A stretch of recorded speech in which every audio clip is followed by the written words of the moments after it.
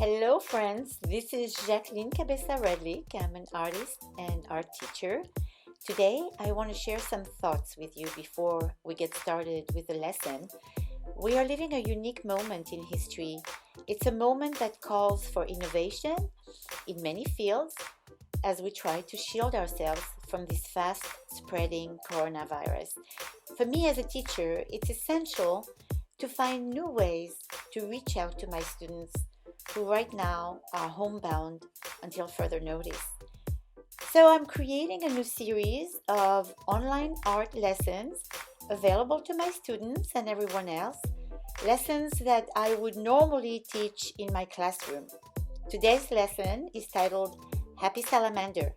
It's appropriate for students in K5 through 3rd grade, but the project can be adjusted to be simpler or more detailed as desired.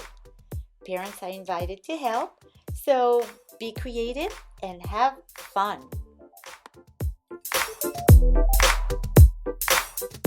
Please subscribe to my channel if you want to receive regular art lessons, and enjoy and stay safe.